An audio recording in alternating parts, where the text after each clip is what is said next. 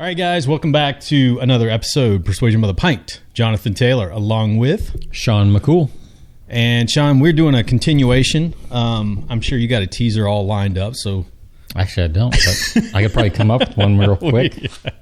See, I hit you on the spot there. You did. So, yeah, we're going to talk today about stuff. Stuff.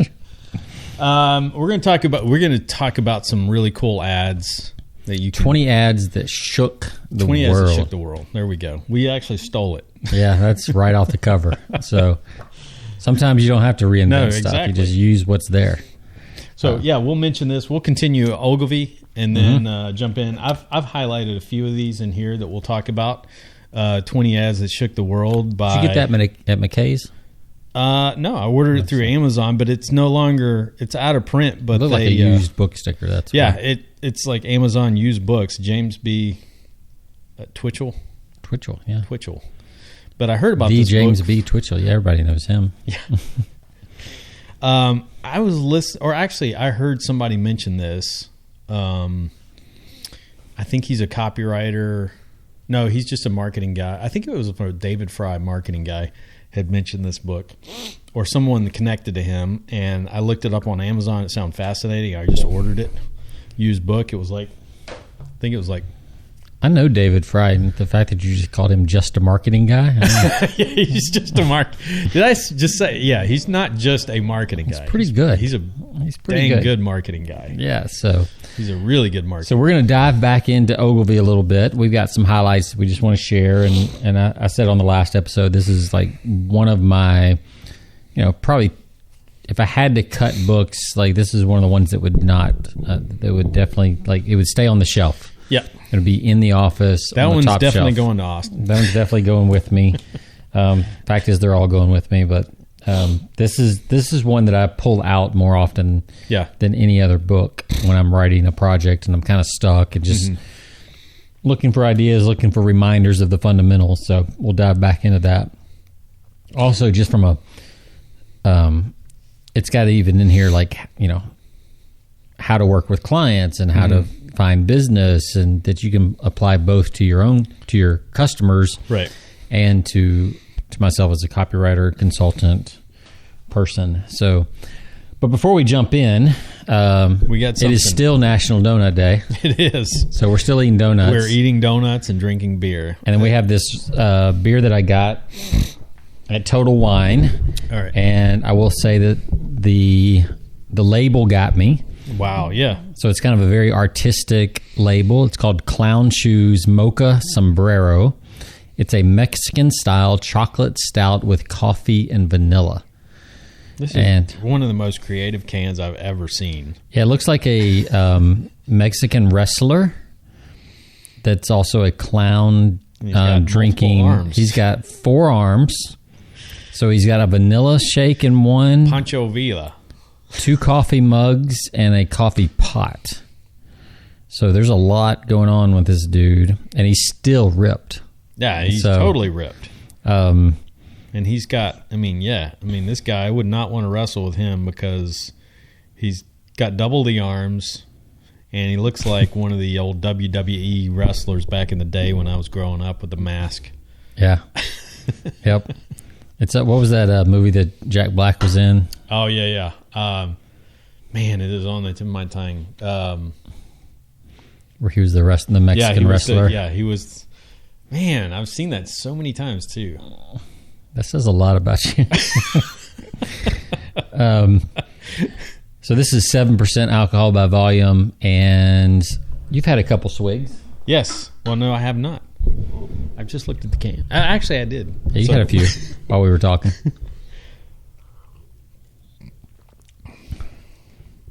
Well, so it's very similar to the last one, as it's not real sweet, like some of the chocolates and things like that. And I really like that.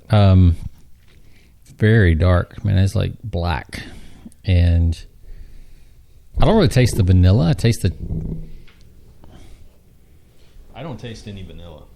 I don't like neither. So there's 3 flavors. There's the mocha. I taste some mocha and a little bit of coffee. Taste the coffee. I don't really taste the vanilla at all, though. But nope. but none of them are like super strong. Like sometimes you get a coffee porter and it's like it tastes like you're drinking cold brew. This one's just kind of nice and even across the board. I should really learn some actual beer terms. As many beers as we've had. Yeah. All we know is the ABV, which is what? 7%. 7. Okay. Yep. And this is an actual pint. So it says our mission to produce beer without pretension while being free and a little crazy. I like that. That's a good mission statement. Like that's a real mission statement right there. Like that's like one you could actually like live up to, and people actually know what you're talking about. So to produce beer without pretension while being free and a little crazy. That's cool. That's always cool when you can put your mission statement on a beer can. Yeah. I mean, that's a good day. And so we got this, and we got, again, Donut Day. Yeah, which, so we paired this one with just a plain glazed donut. Excellent choice. It's not so this is from Weigel's, which is a local convenience store chain here in Knoxville. But they make really good donuts. They do. I always love their... I didn't get these early this morning. There was this afternoon. If you got the really 59, you get the special after 5, or it wasn't after 5. You get them really early in the morning, man. They're soft and so good. Somebody's up all night baking those things. Yep. Time to make the donuts. Well, it's time to talk persuasion influence. So we are looking at David Olgilvy on advertising. Yep. And you just threw your book on the ground. My notes. So we talked about last chapter, kind of how to create a winning ad. We hit on some highlights. I think there's a few more things we want to jump into. But I'll let. Is there anything outside? Because I've got a few other chapters highlighted in here. Well, I was just I want to make an observation. Like if you go through, there's a chapter in here called A Renaissance in Print Advertising. Yep. And it's chapter 7 in the book. And, he talks about what print advertising should look like, shouldn't look like, what's good, what's not so good. And as I was flipping through here, I was looking at it, and I think you could really apply a lot of what he talks about in here to current day websites. There's a lot of similarities between like the big graphic at the top and then copy like below it. Like Apple does this. And Apple, I think, leads the way in a lot of website design. I think a lot of people follow them, 6 months or a year after they launch a kind of a new theme. Like I noticed Apple's website now scrolls sideways. Yeah, it does. When you're scrolling down, it's actually moving sideways. I was on their site last night looking at this new. We were talking before the show. Yeah, looking at their new car. Yeah, yeah. I mean, almost more than some cars, in a sense, because the upper end, I think you get up to like 35, 40 grand. Yeah, on the highest end of the new Mac Pro. Which is, that's just insane for a. It's crazy. But you can it's interactive now. You can scroll side to side or up. You can actually, with your finger, I was on the website last night with my mobile phone. You can lift the panel with your finger. You can scroll the side panel of the Mac Pro up so you can see all the inside, see what it's got, all the guts, so to speak, as my son terms it. And, according to him, the front of it looks like a cheese grater. Yeah, that's the consensus. So, which it does kind of. I don't know what they're aiming for there, but it does look a little odd if you're just looking at the front. Named the designer who kind of a modern designer who does a lot of that cellular type design in modern furniture and buildings and other things, and I think that's what they were going for. Right. But as soon as you slap a stainless steel on top of it, it definitely looks like a cheese grater. So if they had done it white, it probably would have got a different response. Right. And which the designer, they can't remember the guy's name, but a lot of his stuff is like a white that has those those cells and stuff in it. But yeah, I was looking through the different ads, and like there's this one on page 89. It's about Aspercream. Yep. And it's like a big picture of like a sketch drawing of a person, and then it's got like these call outs, 8 different call outs. Right. That are pointing to different parts of the body, and then what the Aspercream does for those parts. And it just, like, I was like, man, that's a great infographic. Yeah, it is. For social media today. Yep. That's a great, like, I could see that in a parallax theme on a website, kind of scrolling down, and here's the shoulder, here's the back, here's the thigh, here's the elbow, and the different places that this would hit. So I think, people think that, first of all, print advertising is not dead. There's tons of trade journals. Yeah. Right. Even in today's market, there's new magazines launching all the time. So I think there's a lot of opportunity to capture. And I think the magazines and the print publications that are out there are super niched already. Yeah. So that if you go find it and you know what your niche is, you can probably find a magazine or trade journal easily, for that niche and be super targeted. Right. In your advertising. But yeah, as I looked through these, I was like, man, a lot of this stuff would just make good website kind of guidelines. Yeah. Not exactly, but it certainly would lend itself to a web format. A lot of the Aspercream thing, definitely. I mean, like you said, an infographic where it names every spot and exactly what identifying which area that it helps goes a long way to educate. I mean, like, people really understand right away from a really short piece, what this product can do for me. Right. So without spending a whole lot of time on it, I think it's definitely an effective ad. So that was that, and then what there's about this Guinness here for strength. I'm sold. You had me at Guinness. So some of these are interesting because some of these are quite old. Yeah, and it's dangerous if you just flip through this book because some of these are examples of what not to do. Yeah, absolutely. So if you buy this book and you're flipping through it for inspiration, make sure you're reading the copy around it.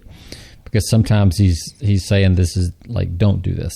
And I don't know if that's one of them or not, but probably is because there's not much copy around it. So this Guinness ad for strength was back in the 30s. So, yeah. So before there was a lot of... I mean, that's awesome, though. Who needs spinach when you can have Guinness? Right, absolutely. Guys lifting an I-beam that's that's awesome. Barely putting out any effort. So, so what are some other big highlights? And I know you want to jump into some of the 20 ads that shook the world. Yeah. But what are some other highlights, like if you flip through, that you've highlighted over the years in your book? Let's see. One that I wanted to hit on is, let's see. Let me flip over here. I've got one on while you're looking. I've got one in chapter 11. That talks about like the job of an advertisement for a lot of companies is not to sell, but its function is to pave the way for salesmen by pre-selling your product and attracting leads. Basically, making it easier for them. Yeah. So if you think what's real popular right now is high ticket sales online, and you drive people to a phone call. Yeah. But too many people are trying to sell. The service instead of selling the phone call. Right. And so you want to pave the way, but you don't want to go all the way trying to sell it because then there's nothing left to talk about on the phone. Yeah. So that's one of the things I had highlighted. Then I think we were talking about demonstration. Yep. In chapter 11, he also talks, there's a good one, a good ad where has try the quarter test. And real big, that's actually the headline, try the quarter test. And it's a picture of a guy like doing something with a quarter on what looks like a counter. But, it doesn't lead with like the product picture. It doesn't lead with the product name or anything like that. So you kind of get drawn into it to figure out what it is. But we were talking earlier about demonstration and how demonstration is such a powerful tool with I mean, you see it with, diaper commercials and, paper towel commercials, Chinette, with the paper plates and I think the current one right now is she's walking across a tightrope. Yeah. I don't remember if it's Dixie or Chinette, but still it's a demonstration. Absolutely. Holding these big stakes, while going across a tightrope for dramatic effect. But the simplicity of just that idea, like the blue goo in diapers, right? And one absorbs more than the other. I mean, it's so simple and so straightforward. And you can't always do that with services or, information products or some of these things. But if you do the research, like we talked about in the last episode, and I think we were going to point out some of the other ways to do research. What was the ad that said at 60 miles an hour, the only sound you'll hear is the Rolls Royce. Yeah. So that's, obviously that was born out of research. I mean, they were driving at 60 miles an hour and they heard nothing more than the ticking of the clock. Yeah, and I think the actual story was that was the engineer's report after driving the prototype. Yeah. So it was actually buried in some documents, way down in. And which is probably a negative to an engineer. Oh, he can't get that clock to stop ticking. I don't know. We'll have to work on that. And their copywriters are going, wait a minute. That's what you're worried about? There's an electric clock, too. So it's probably just that little whir that you hear in the background with electric clock. You found something similar in your line of work where you found something buried in a data sheet that is literally a gold mine worth millions of dollars to some companies. Yeah, so this creeped up. We were talking about it before the show. So this creeped up last week in a meeting with a commodity buyer for a company which many people know called Firestone.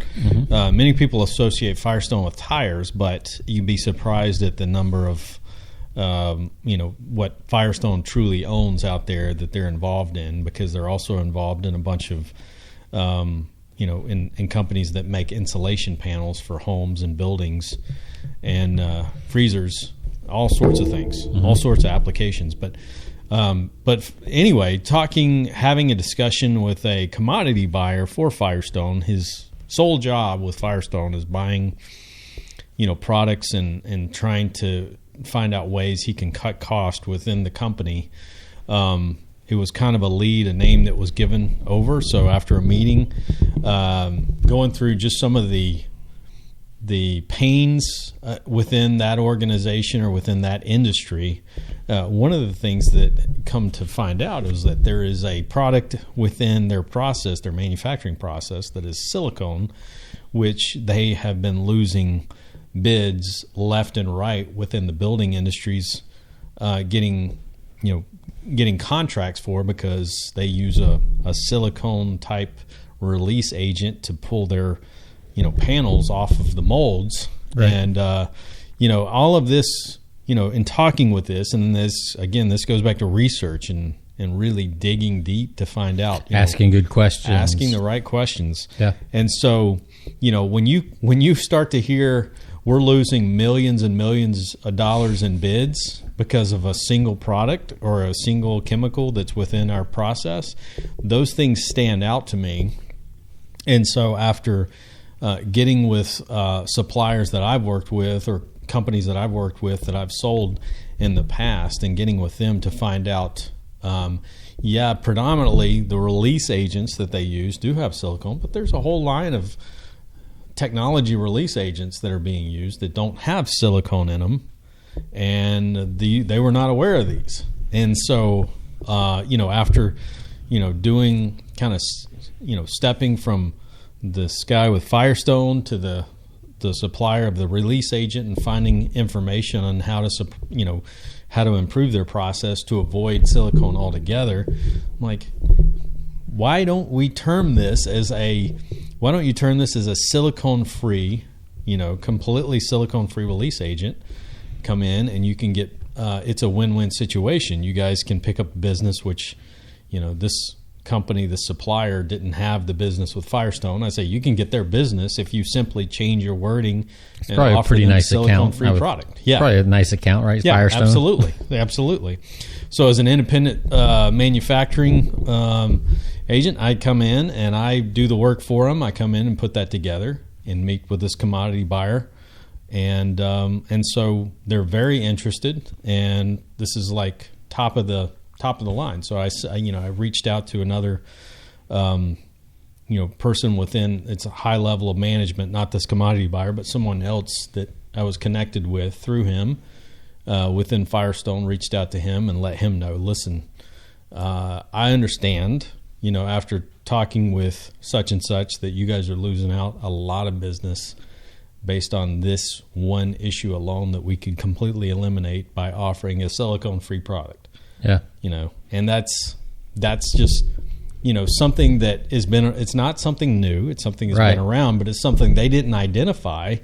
And I said, you got to identify this as silicone-free, because there's probably, if Firestone, if this company's experiencing, there's probably a lot of other companies out there that are facing the same thing. Yeah, if they're losing bids, there's other people bidding, and there's other people that are using a non-silicone. So it's like you got to rebrand your product as completely silicone free and make that the thing, where it's buried in the data sheets, but it's not highlighted as the main thing. And I was like, this needs to be the main thing, because.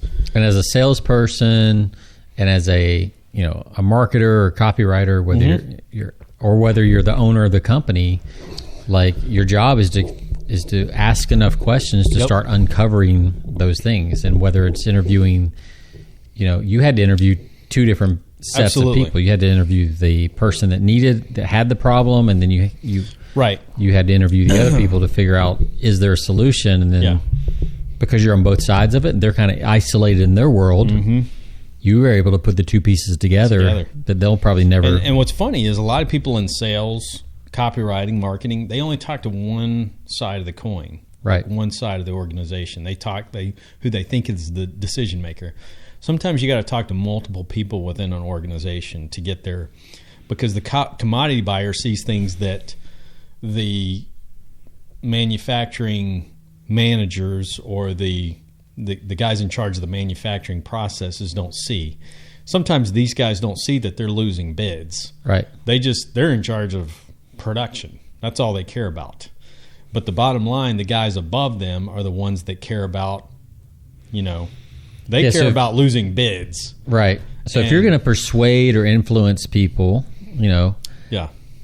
the key is to have more information and better information than the next person, and know how to present that information in a way that persuades them and influences them to do what you want them to do. That's right. So you had all these little pieces of information. You were able to package it up in a 2-word phrase, silicone free. Yep. And now you're going to be the conduit for and millions of dollars of transactions. Into millions of dollars in business, not only from my standpoint, but also, it's a win-win situation. It's a win for me as the guy presenting this solution from a sales standpoint, but it's a win for them because they're gaining. I didn't just come in and say, I can save you money. That's the easy ticket. Or I can save you money. I can cut you costs. I can save you money on this product. The truly remarkable people in sales, marketing, copywriting are looking not to cut prices. They're looking to find ways to make money. Yeah, grow their revenue. And you're doing that for two different companies. Absolutely. At this point. Yep. The supplier, and then now Firestone is able to sell more stuff to more people. Yep.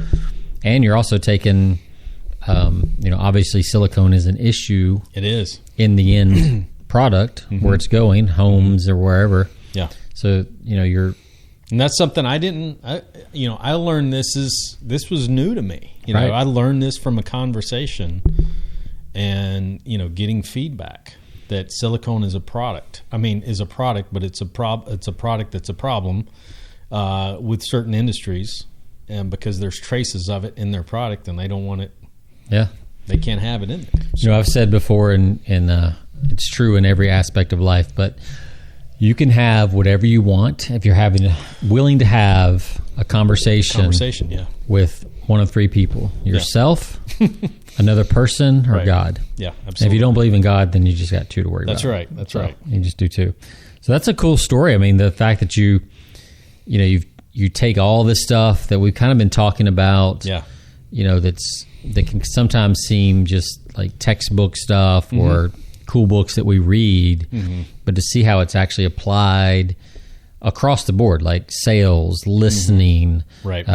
All of these different things came together. Yeah.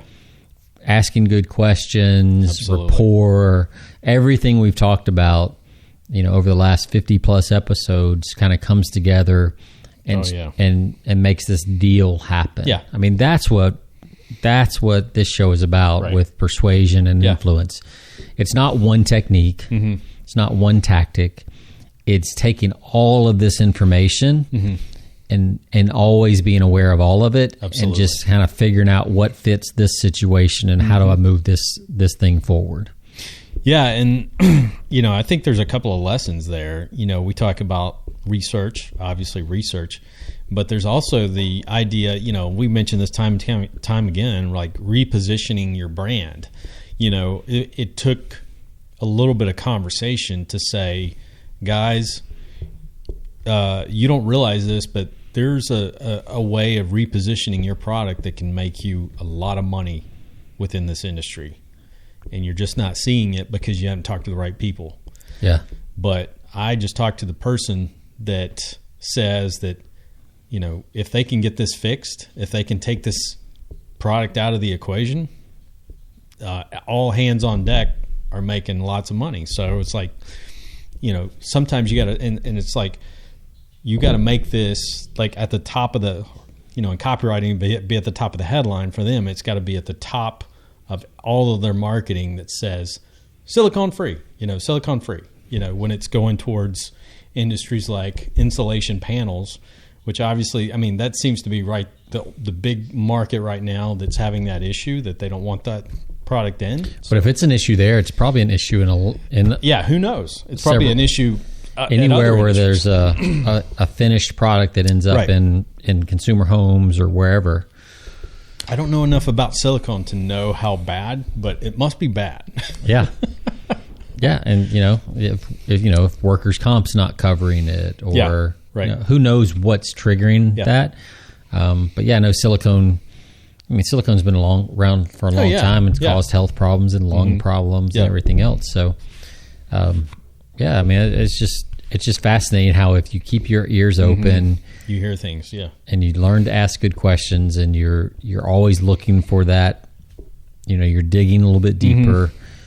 There's just so much opportunity out there for the person that knows these things to take advantage and structure deals. I think of Jay Abraham and his whole idea of like deal making, profitable deal making. That's all it is. Like, it's knowing what this person over here is thinking needs. And this person needs. Bringing them. And because you're out there mixing ideas, and that's really, a big part of copywriting too, is like just mixing ideas. Yep. And crossbreeding ideas from one industry to another. There's a guy that was in chemical sales for a long time. I think Jay Abraham, didn't he start out there? I hadn't heard that, but I think he was in some type of industrial sales back in when he first got started. Yeah, that makes sense because he stumbled across Icy Hot. That was kind of his big breakthrough thing. Yep. Was restructuring the whole Icy Hot deal. And man, talk about a product that has lasted the test of time. Yeah. Of course, there's so many knockoffs now. I mean, you don't know, but I think of Icy Hot with Shaquille O'Neal. Pretty sure that's the product he endorses now. So it's almost like the Kleenex or the other of their type of stuff. Like if you want, I mean, for a while it was like there was Ben Gay, that's gone. Absorbing Junior. Yep. All those is kind of the same class, but Icy Hot is like that's the name that stood the test of time and kind of preeminence, as Jay Abraham would say. We should do some Jay Abraham stuff. Yeah, we should. We should do a strategy of preeminence and a couple of his books. Back to his book.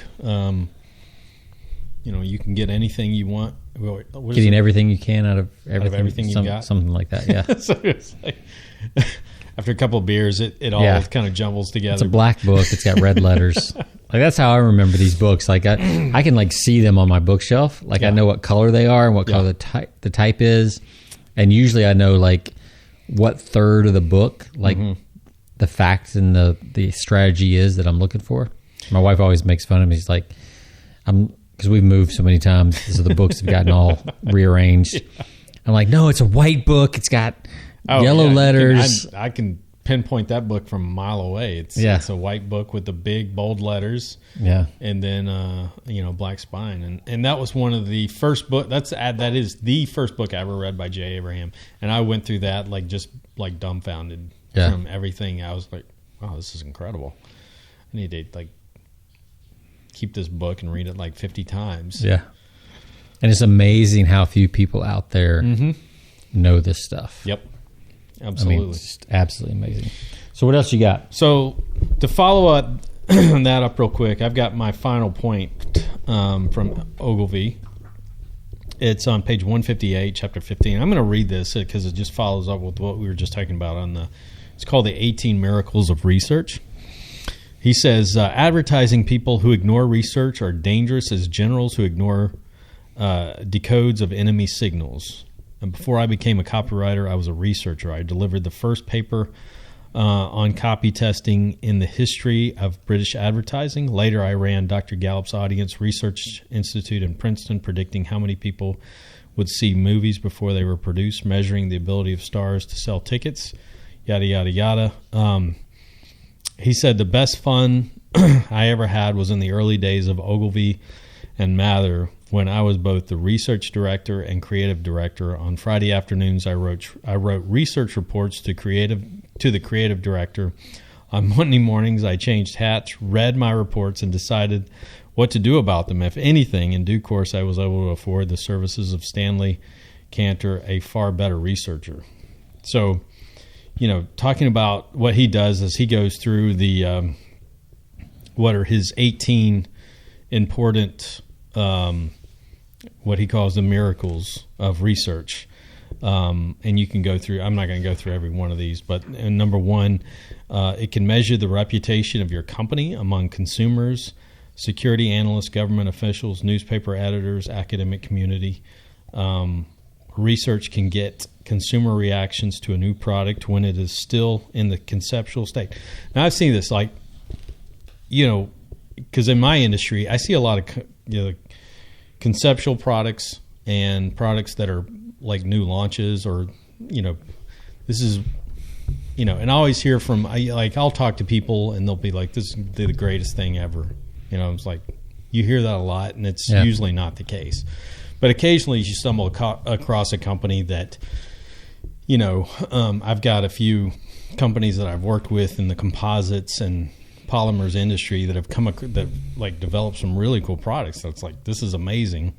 And you do a little research and you come in and you start to see, you guys really haven't positioned it for this over here.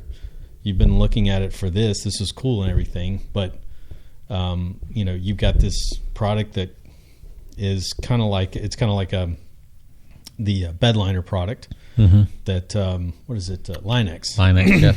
So Linex has a product that you can spray on a paper cup. They're always known for bed liners, right? Everybody Linex, bed liners, spraying bed liners. Yeah. But they also most people don't realize that their product is also for small arms is bullet resistant.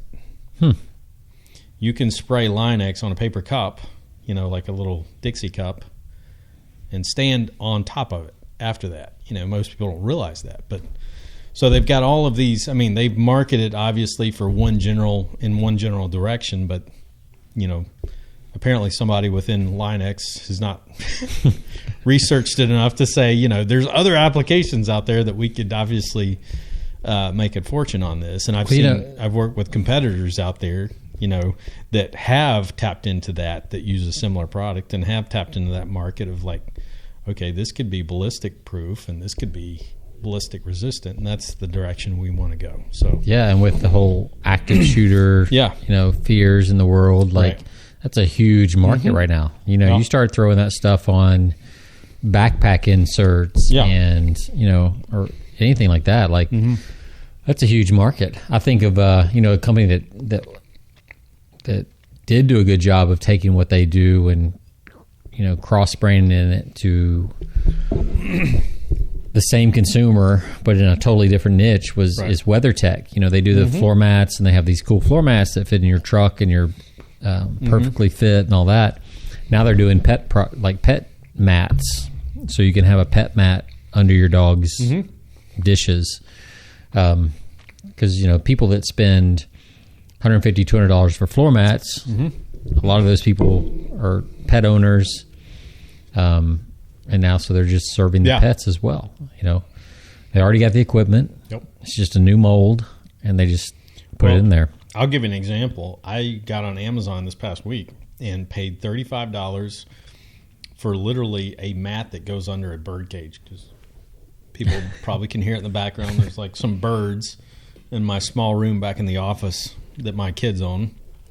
And they're notorious for making messes. I mean, like their bird seed, you know, they get in the bowl and they just like, they're the worst, the messiest eaters in the world.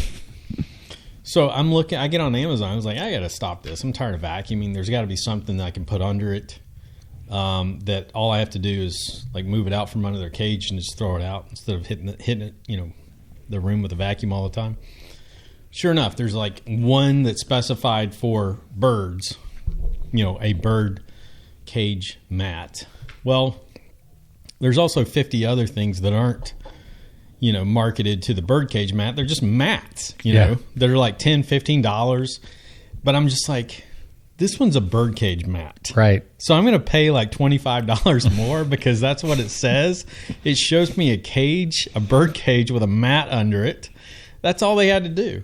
Yeah. Whereas there's like $10 mats out there that would probably benefit me. Because it serves your particular problem. My particular need, my problem. Yeah. And because I saw, all they had to do was put a picture of a bird cage with a mat under it. Right. And I was sold. I paid another $25 extra to get that. Yeah. So their markups were probably pretty good considering all the competition out there. But the reason their markups could be so good is because from their research they understood if we market it to this target market, people that own birds, I'm sure we can make a lot more money. Yep. It's like there's horse stall mats. Yep. It's just a big rubber mat. You know, any rubber company on the planet can make it. But as soon as you say it's a horse stall or horse trailer mat, it's worth, you know, absolutely, because horse people spend a ridiculous amount of money on their horses. You would know. Yeah, it's crazy. But when I used to work a long time ago, back in the late 90s. I worked at a conveyor belt company, and they sold conveyor belts to wood mills and gravel yards and all kinds of stuff. And those belts, you know, they wear out, and we would take the used belts off and put new belts on. Well, the used belts we would sell to like farmers and stuff as horse trailers or cattle trailer floor linings. They sell those exact same mats for, you know, 5 or 10 times the price. Like we'd sell them for $1 a foot. You go to Tractor Supply and get a new one, you know, and they're 5 or 10 times the price, right? Because they're marketed to, you know, horse owners and, you know, it's new and all that, but it's really the same, you know, same stuff as a used rubber mat. So, yeah, I mean, that little just saying that it is for something specific, I mean, it's just, that's, like you said, it just made you feel comfortable. There's a comfortableness that you got from that, that you're like, oh, this is definitely going to work because it's obviously for birds because there's a picture of birds on the page. On a side note, even though you know logically it's probably the same mat, and you still bought it. I just refuse to, like, I'm just like, what if? Yeah. It's not. Yeah. This one has the word bird cage mat. So obviously I'm making the right choice. Yeah. Which is another example, and I'll mention, you know, we've talked about Dan Kennedy in the past, but he's got a fantastic book I would recommend to any listener. We might go through it, maybe one segment down in the future, but it's called Marketing to the Affluent. Yeah, I think he's coming out with an update. Oh, really? Okay. Well, it's one of my favorite. Maybe we can get him on the show. Yeah, we should. Grumpy Dan. Grumpy Dan, that would be great. Get him, if we can get him off the horse track for a segment or two. But yeah, I mean, to me, that's one of the of all his BS series books. That was one of my favorite books he ever did. Was marketing, the No BS book to marketing to the affluent. Yeah, because it just told you, if you can do enough research, like what we've talked about, like you can find niche markets that'll pay a higher premium, for something that's tailored to them. Yep. As opposed to just being the everyday general product. So, we've talked about pet owners. They'll pay pet owners, coffee drinkers. Yeah. I mean, there's coffee. Yep. Coffee pots for $3,000. Oh yeah. That do the same thing, and it's funny. I'll tell this little story, but Ryan at capitalism.com, mm-hmm. like he interviews a lot of people, and mm-hmm. one of his interview guests came over and as a gift brought him a $3,000 coffee maker for the lake house, because he had done like this mastermind with people that were kind of at a high level, and some of them brought gifts. So she brought a gift, and it was a $3,000 coffee maker. Mm-hmm. I swear, when I drink coffee from that, it's better coffee. Like it I don't know what it does, but it's just water. Right. The same beans that I would put in my own coffee maker. Right. But somehow they come out, like, my mind thinks that it's a better tasting mm-hmm. coffee because it's a $3,000 fancy mm-hmm. looking machine. And I don't know, maybe it does something fancy to the infuses the water in some way. I don't know. Molecularly changes the water, but it could. But most likely in your mind, most likely it does absolutely nothing. Tag, yeah. It's just the look of the machine. Yeah, plays a little trick in my mind, placebo effect, and boom. Well, I'll give you an example. So we were recording these mics that we're recording into. These are mm-hmm. like $350 mics. Yeah. Okay. You can get the same audio quality with probably. I'm saying probably. There's an Audio Technica mic out there that's like $80, $80. Yeah. Sounds pretty close, but this is the Heil PR40. Yeah. These are like, but there's probably also one that costs $5,000. Yeah. Those are like, those would be production level. But the human ear probably can't tell the difference between all three of them. Mm-mm. But, and I've got some of the ones that are used, like the RE20, that are used like ESPN and stuff. They use by those. None of these. I mean, from a $80 and those RE20s are like, that's like a $500 mic. These mm-hmm. are like $350. Not much difference across the board in terms of sound, but in my ear, I can hear it. Yeah. But it probably has to do with the fact that it's a Heil PR40, and it's been one of the gold standards for audio files for I don't know how long. So it's like, yeah, and you believe it. Yeah, absolutely. So it becomes a self-fulfilling prophecy at that point that, like, yeah, this sounds better. When I use that other mic, it's not the same. Like, when we go on location, we use the cheaper mics. Yeah, exactly. It's not the same. So yeah, it's and that's what it is. That's marketing. That's why we have Cadillacs and mm-hmm. Lexus and Mercedes, and we also have Ford and Toyota and Honda, because some people are looking for a certain level of mm-hmm. fit and finish. And yes, there's a difference, but a lot of times there's not as much difference as we think there is. And it's just positioning, like we talked about in the last show. So you got some ads. We'll go through a couple ads, and then we'll call it a show. And so this one is one of my favorites. Again, this is the book 20 Ads That Shook the World. So I recommend, this is a great book. I recommend it. It's got some of the classics like the Volkswagen Beetle. Yeah. Think small. Yep.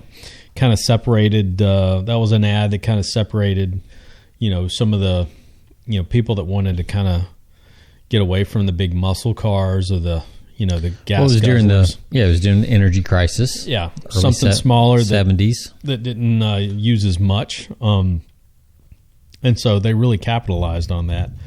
Volkswagen's been around forever now, but a couple of that I highlighted. I mentioned one, I think on the previous episode, getting into like creating problems where they're really, people don't realize them. Right. You mentioned like halitosis on the last show. Yeah. So halitosis was never really, it was something that was basically born out of a, Listerine, the product Listerine, which most of us now are familiar with. People buy it, and to this day, Listerine is something that you buy for fresher breath and everything, but it didn't start out that way. It started out like it was an antiseptic, but it was like used for other issues other than the mouth. And so they had to figure out, because of the competition, they had to figure out a way to kind of really brand this in a way that would kind of last a lifetime or build some longevity into it. So one of the things they realized, and this comes from research that we've talked about, doing a lot of product research, is people naturally, because there's a ton of germs in the mouth, and so if you use this, an antiseptic in the mouth is going to kill a lot of germs in the mouth.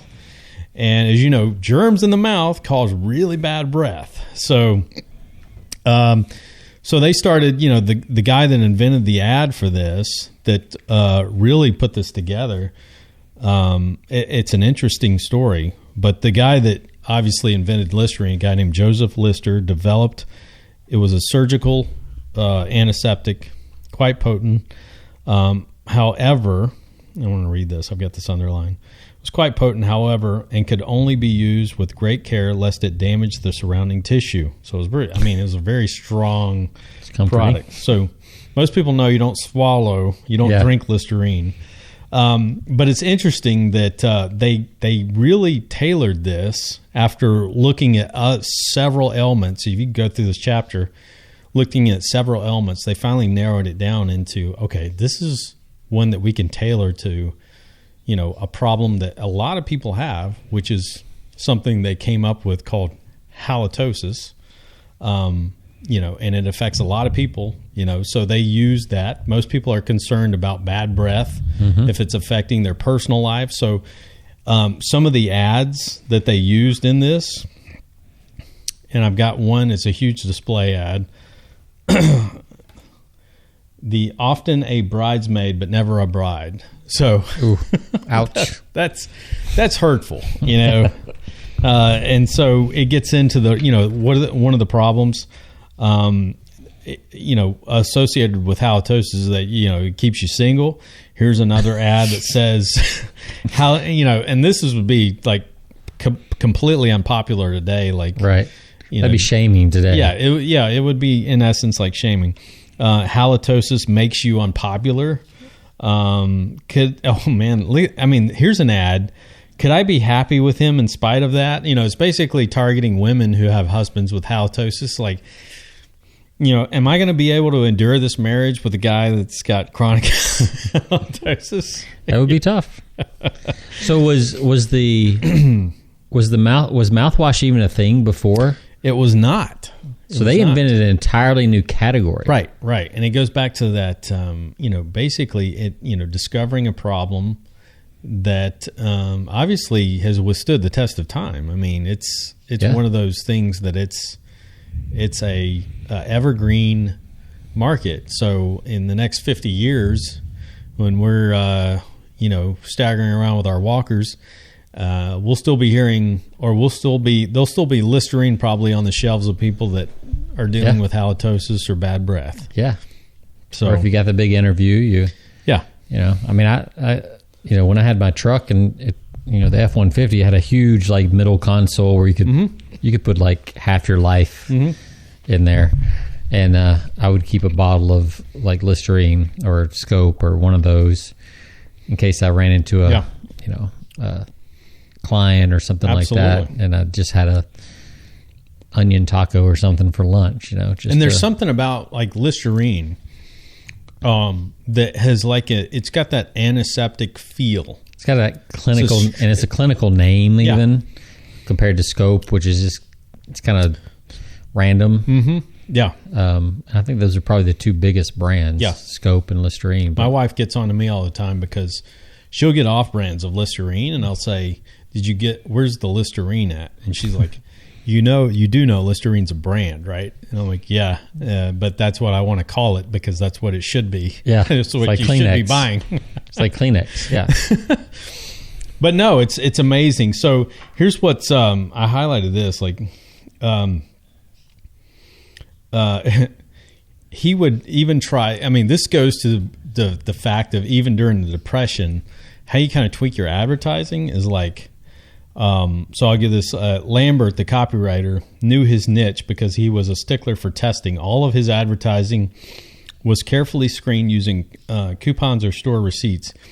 He would send boxcar loads of Listerine off to some town in mid-state Iowa or upstate Maine, ran a saturation series of test ads. He would try anything. During the Depression, he suggested that halitosis was the reason for firing workers. So if you can't get a job, it's probably, or you're getting fired from a job, it's probably because you got bad breath. Yeah. So, and Listerine will fix that, and you'll be employed. That's right. Your family will be happy again. Yep. Like, yeah, I mean, that's good stuff. Like, and like, it's definitely out there. Yeah. But at the same time, you're like, yeah, I could, yeah. Yeah. Like, I could see that. I wouldn't want to hire somebody with bad breath. Right. You know, if I had to work close to them. You can't think. You think of in an interview, and you've got, anybody that's conscientious of that probably is like, oh man, I need to either have something on hand, the little Listerine strips. What was the unemployment rate then? 25%, something like that. So there's a line of candidates. A lot of people are going to be similar. Yep. If I got to pick a guy with good breath or bad breath, I'm going to pick the good breath guy, right? Or at least not bad breath. So, that's great. So he even says, even during how they kind of, like, they were always, and this goes back to the point, the importance of research and kind of keeping abreast of what the changes within the market, not only the market, but also the culture as it is. But he's like, during Prohibition, what do they use? They advertise more alcohol within their product than any other. So if you want to, if you can't access alcohol, we got more of it here. Strain it through some bread or something, Yeah, it's